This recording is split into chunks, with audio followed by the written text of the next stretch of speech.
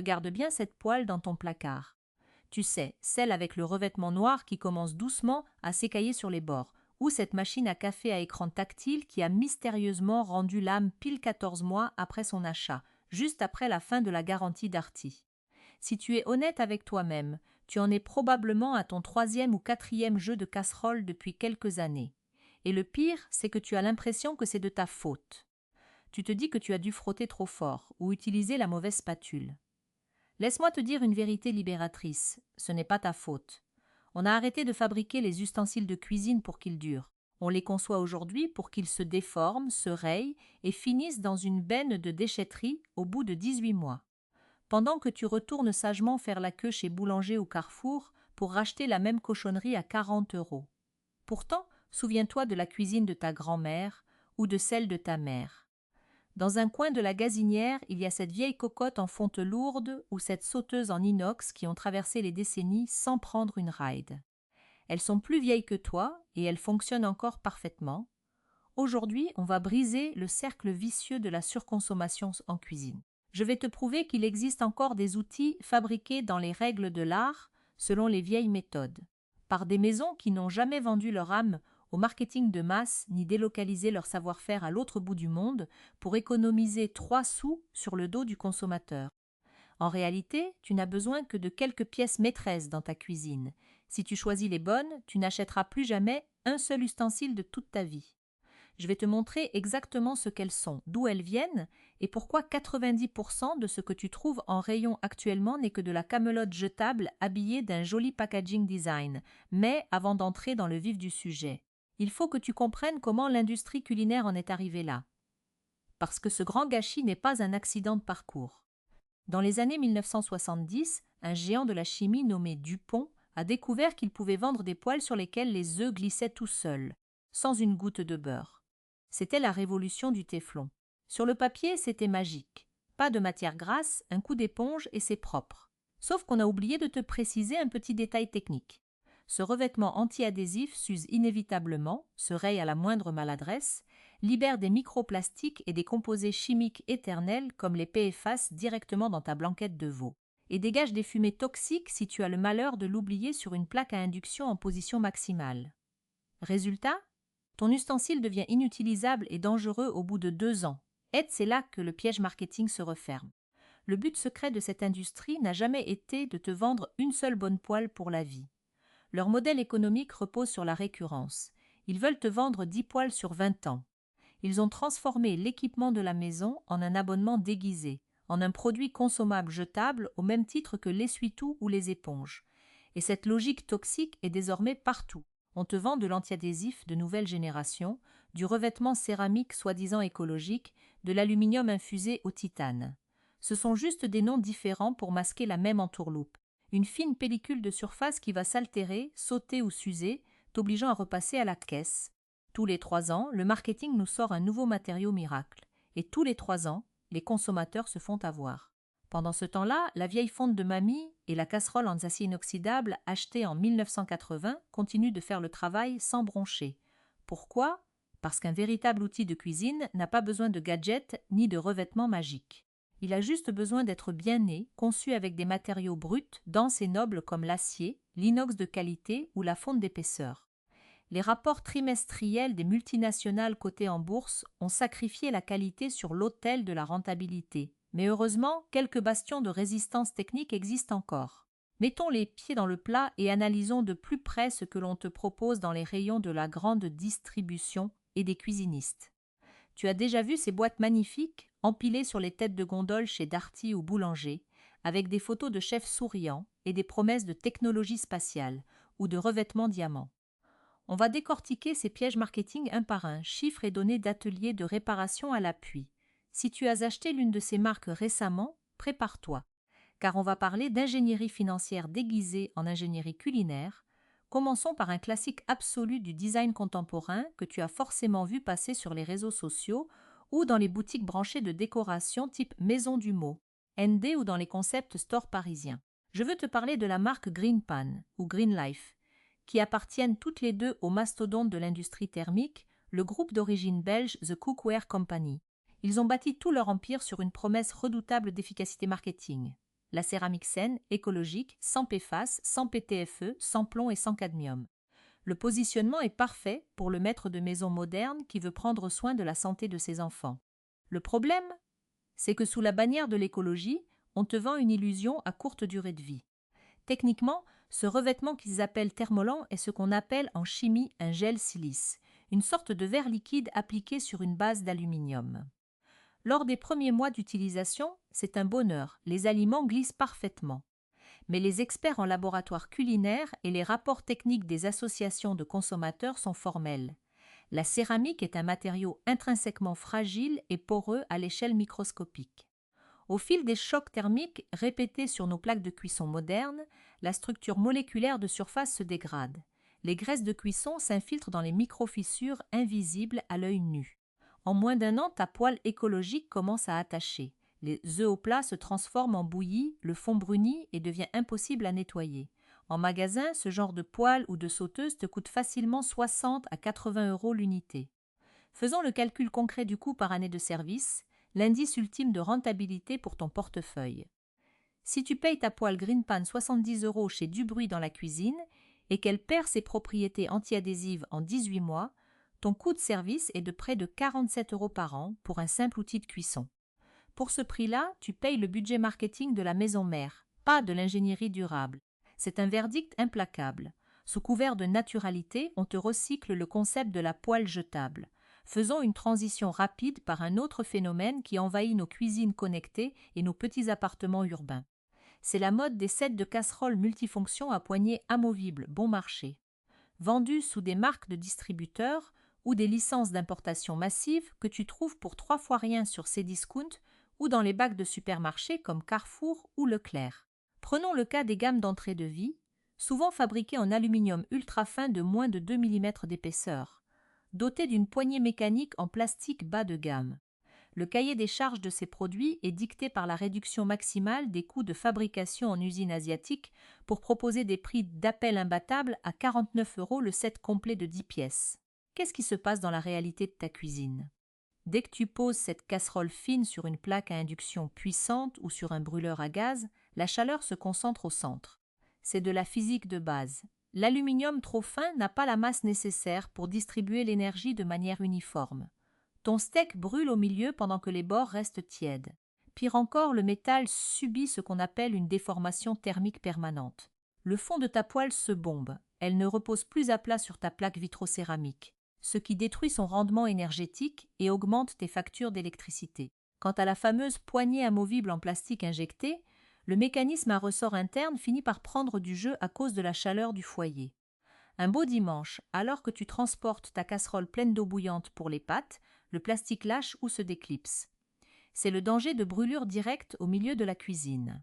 Un set à 50 € qui dure 1 an, c'est 50 € de coût annuel de service. C'est le triomphe de la fausse économie. Au fait, si ce genre d'enquête vérité sur les coulisses de tes placards te plaît, prends 2 secondes pour t'abonner à la chaîne et laisser un pouce bleu.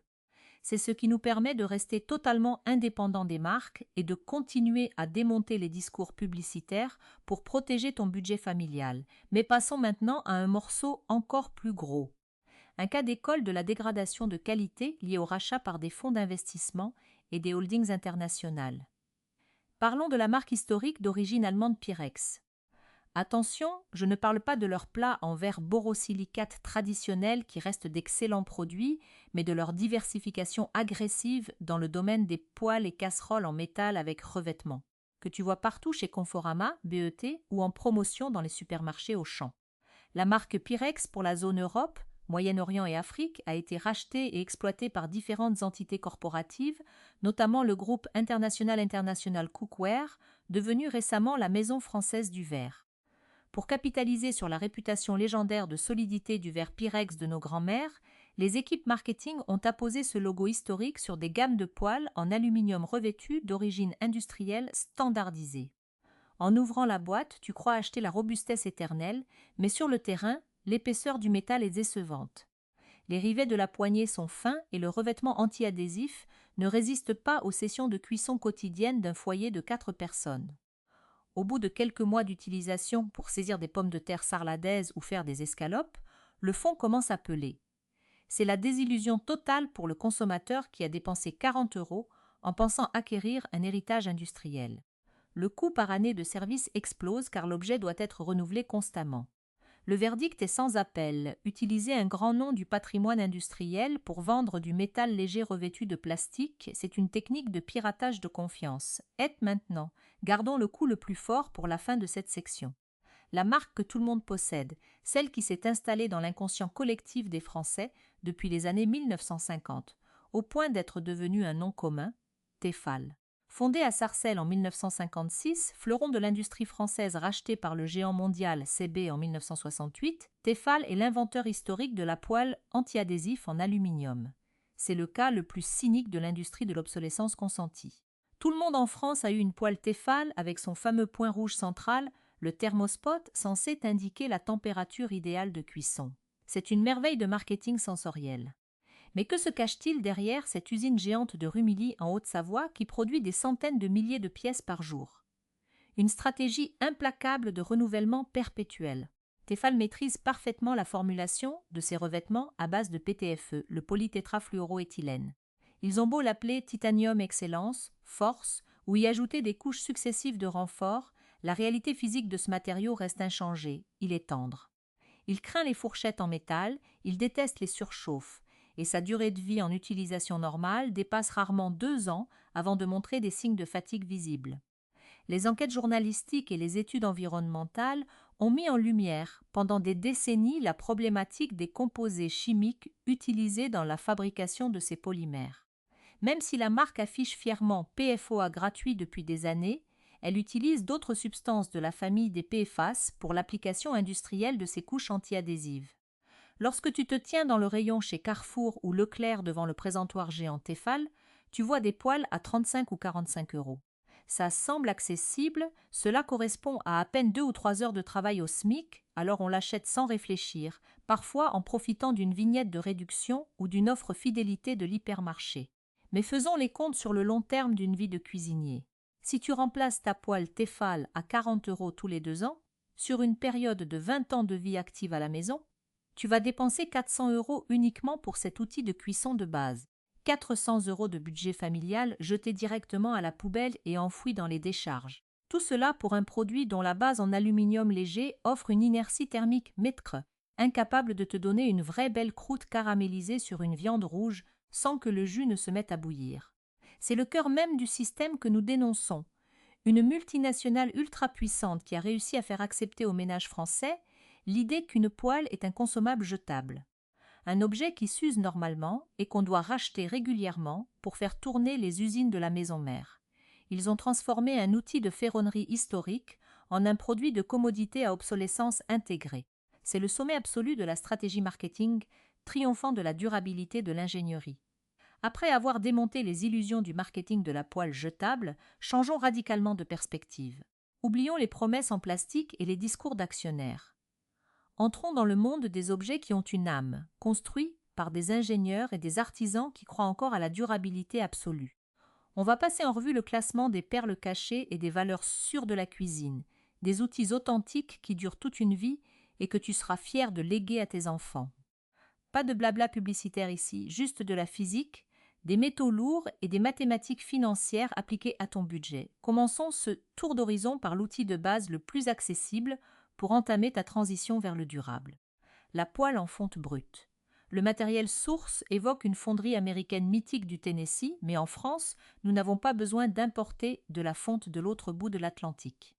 Nous disposons d'un réseau de distribution parfait pour trouver ces produits sans fioritures.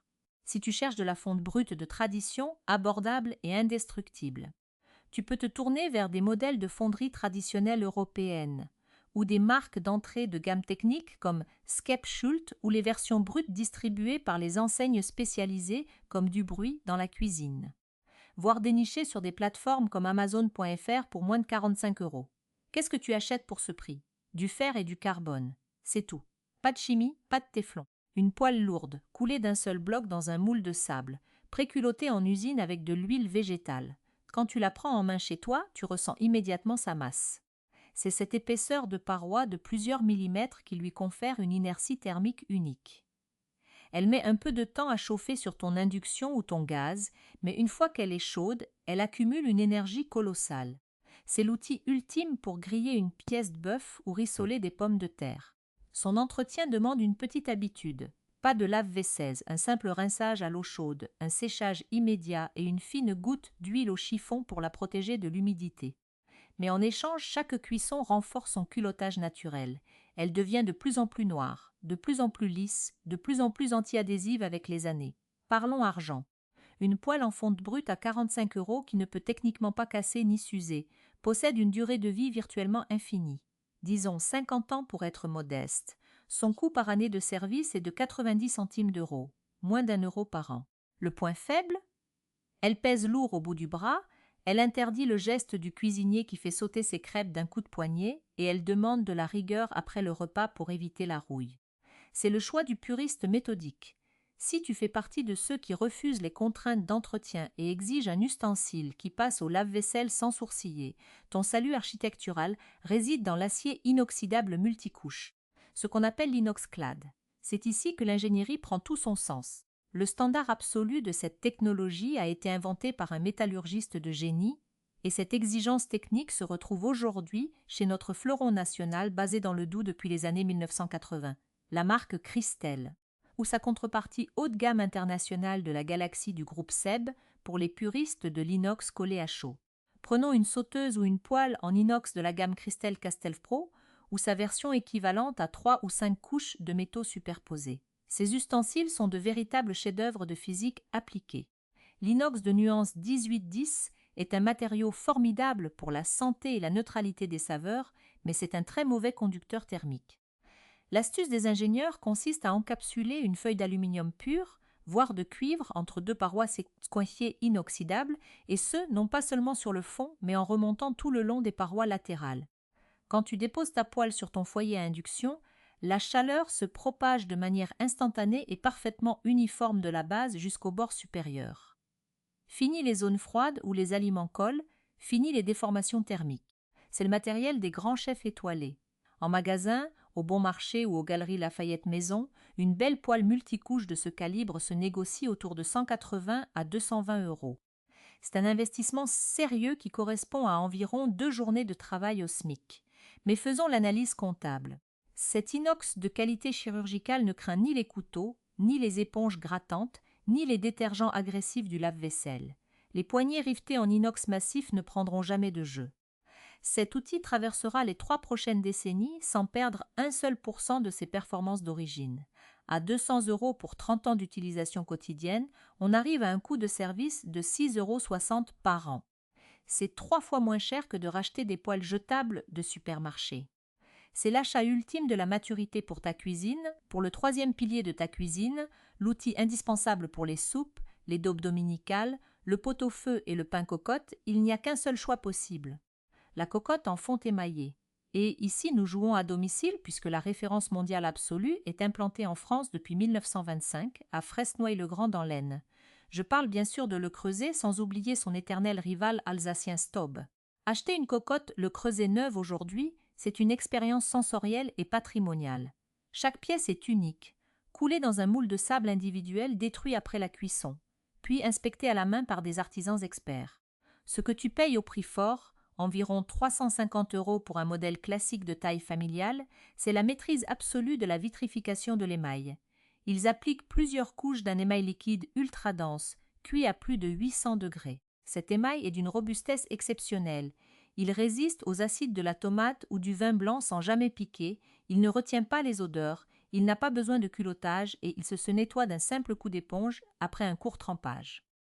La géométrie du couvercle est calculée au millimètre pour créer une étanchéité thermique qui emprisonne la vapeur, arrosant tes ragoûts en continu pour une tendreté incomparable.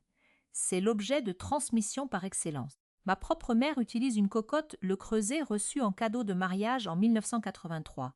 Elle a 43 ans d'activité. L'émail intérieur s'est légèrement patiné mais il est intact et elle rejoindra la cuisine de mes propres enfants. Le coût par année de service sur un tel cycle de vie tombe à moins de 8 € par an. La seule contrainte de Le Creuset est son prix d'achat initial très élevé qui peut grever le budget de Noël d'un jeune ménage. Heureusement, le marché français de l'occasion sur Le Bon Coin ou dans les brocantes du dimanche regorge de ces merveilles vintage pour moins de 80 €, car la fonte ne meurt jamais, pour le 4e élément. Destiné aux amateurs de cuisson de haute précision, aux viandards qui veulent retrouver le saisi d'un grand restaurant, la solution royale s'appelle le fer blanc ou l'acier de forte épaisseur. Et là encore, la perle absolue vient de chez nous, des Vosges, où la maison de Billet forge le métal depuis 1830. Leur gamme phare, la Minéral B, est une icône de l'ingénierie brute. C'est une tôle d'acier lourd, protégée en sortie d'usine par une fine couche de cire d'abeille biologique. Pas de revêtement synthétique, pas de fioriture marketing. Vendue entre 50 et 70 € selon les diamètres chez Boulanger ou dans les boutiques d'art de la table, c'est l'alternative parfaite à la fonte. Elle est un peu plus légère, beaucoup plus réactive au changement de température de tes plaques. Et elle développe un cutotage ultra performant.